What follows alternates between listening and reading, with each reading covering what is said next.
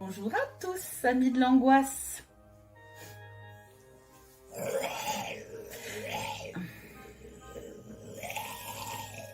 Fausse joie, je ne suis pas toute seule. Je suis le tyrannosaure d'Edwood, sentez ma crédibilité.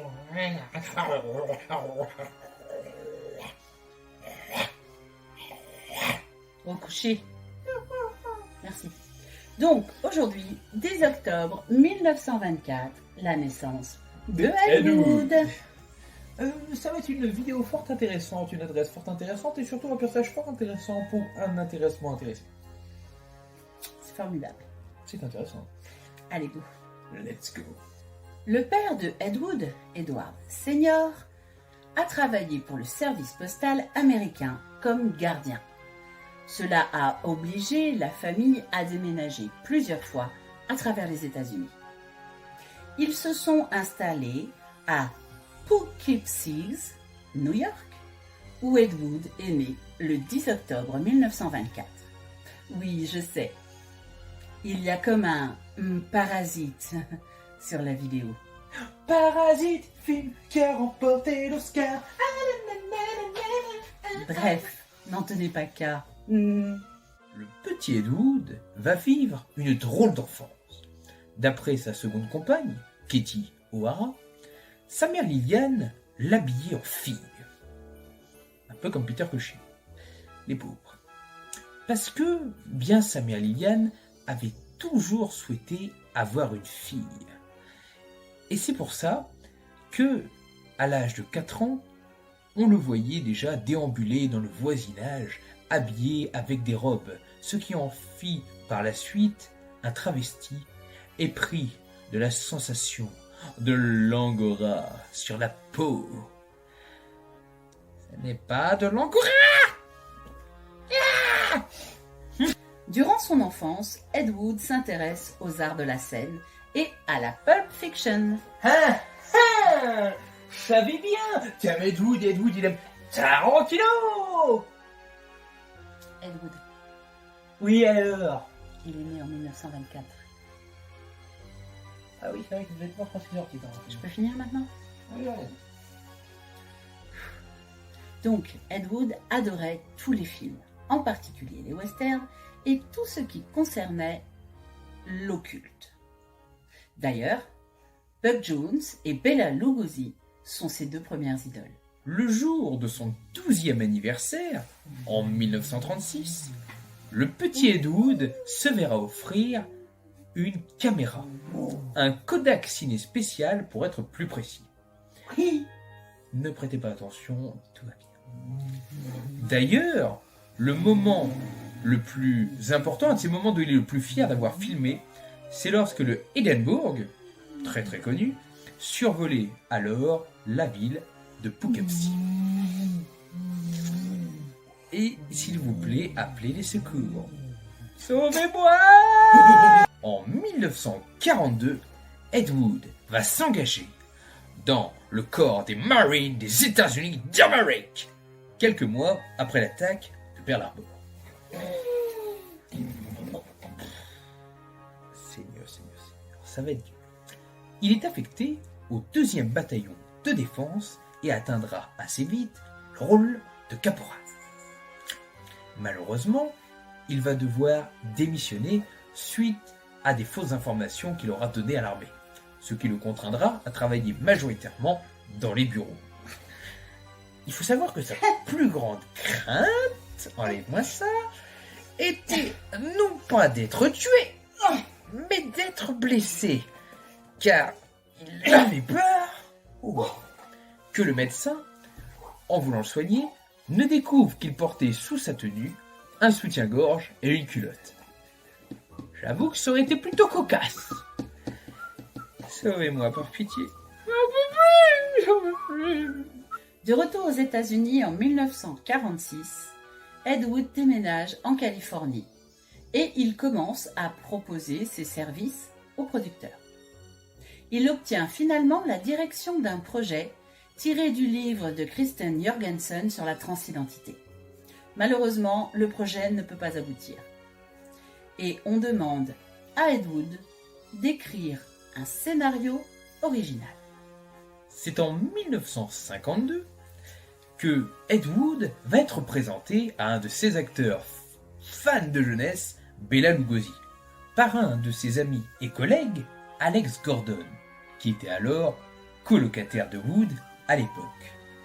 Il faut savoir que suite à ça, en 1953, donc l'année d'après, Wood va écrire un film sur le travestissement, Glen or Glenda, où il sera réalisateur, scénariste, mais également acteur principal. Et quel rôle! Avec en plus Bela Lugosi en tant que narrateur, nous narrons l'histoire de gros escargots, de chiens qui mangent. Et vous vous demandez pourquoi je parle pas d'animaux.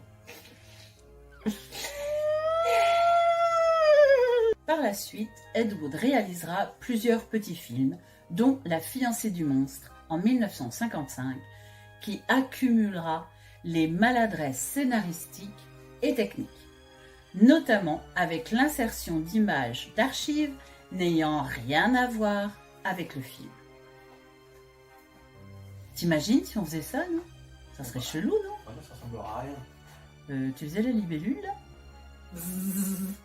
Ah oui. C'est bien ce qui me semblait. En 1959, ça y est, Ed Wood va passer à la postérité, avec son film Plan 9 from Outer Space, une histoire assez bizarre sur des extraterrestres ressuscitant les morts pour pouvoir sauver l'univers. Ça va d'ailleurs? D'ailleurs, le film comptera bon nombre de célébrités.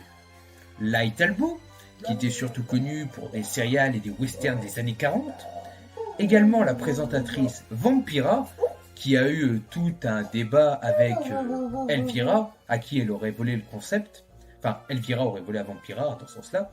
Le catcheur Thor Johnson, d'ailleurs qu'on retrouvera dans d'autres films de Ed Wood, comme Night of the Ghoul, si je ne dis pas de bêtises. Mais aussi évidemment Bela Lugosi, présent seulement pour quelques minutes. Un peu plus à gauche. Plus à gauche. Ed Wood réalisera encore plusieurs films, tels que The Night of the Ghoul, la suite indirecte de La fiancée du monstre,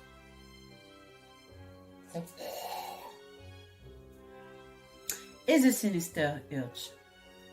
Malheureusement, miné par les échecs de ces films, il sombrera dans l'alcoolisme et la dépression. Et après 20 ans à réaliser des films de série Z ou des films érotiques, il décédera à l'âge de 54 ans des suites et des complications de son alcoolisme. 2 ans après sa mort, notre cher ami Ed Wood sera qualifié de pire réalisateur de tous les temps par les deux frères Meldev, dans leur livre en 1980, The Golden Turkey Award.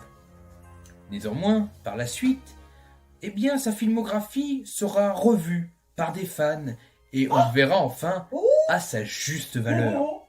Tout simplement parce que sa filmographie en fait comporte des films faits par un vrai passionné, un vrai fan, qui ne fait pas de bruit en arrière des futurs.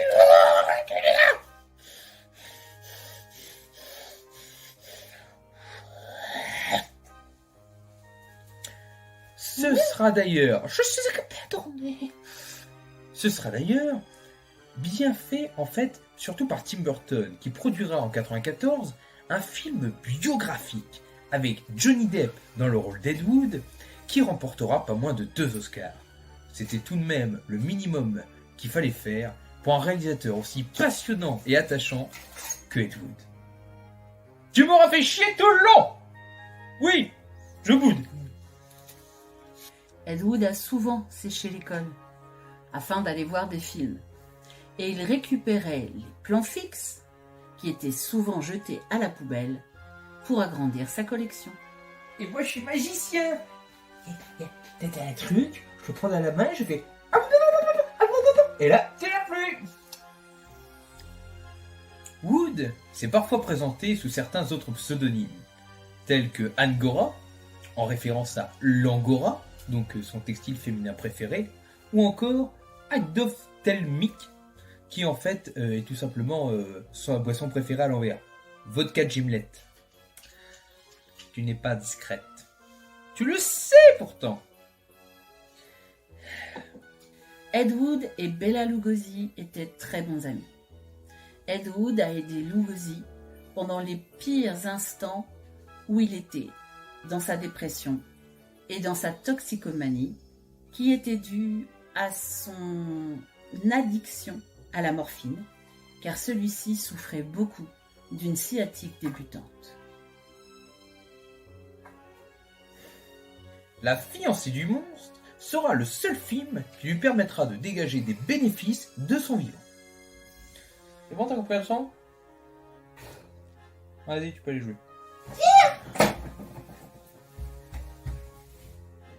Même là, elle fait des conneries. Sa première relation avec Dolores Fuller s'est vite effondrée. Quand elle a découvert qu'il aimait se déguiser en femme et qu'il avait un côté travesti, celui qu'il exploitait d'ailleurs dans le film Glenn et Glenda.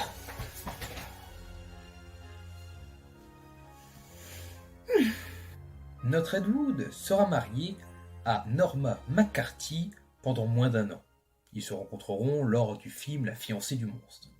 Par la suite, il se mariera avec Katie O'Hara, qui l'accompagnera jusqu'à sa mort en 1978. Elle-même, d'ailleurs, mourra le 26 juin 2006 et ne se remariera jamais.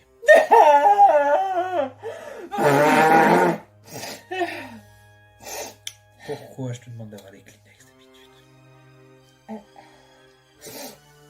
Pour financer son film, Ed Wood obtint des fonds d'une église baptiste. D'ailleurs, pour satisfaire la production, tous les membres de l'équipe du film se sont fait baptiser. D'ailleurs, si vous voulez redécouvrir mieux Ed Wood, regardez donc le coffret du presse intégrale présenté par Backfilm, comprenant quand même pas moins de 9 films qu'on va vous citer, parce que il le faut. Number 1, profitez de Glenn or Glenda, son premier film sur le travestissement. Suivez avec Jake Bate, quand un tueur essaie de changer de visage pour s'en sortir. La fiancée du monstre! Oui, qui nous accorde beaucoup d'acteurs et d'effets un peu ratés. The Violent Years, un film assez sympathique dans le monde, je crois, de la pornographie. La fiancée de la jungle, Oga Booga, parce que les singes c'est toujours fascinant. Night of the Ghouls, qui est la suite, entre guillemets, de la Fiancée du monstre! Oui, tout à fait. Le cultissime Blonde Knight from Outer Space, qui lui vaudra sa postérité. The Sinister Huge, un film un peu particulier, mais qui a le mérite d'être assez dérangé. Orgy of the Dead, quand il y a du cul, beaucoup de cul, des femmes et du cul. Take It Out in Trade, pas complet, en effet le film n'a pas été retrouvé complet, mais vous aurez des bouts et des images fixes. Profitez pour un montant surexcessif de 14,99€ il y a 4 ans. Maintenant, il est sûrement plus cher. Profitez-en!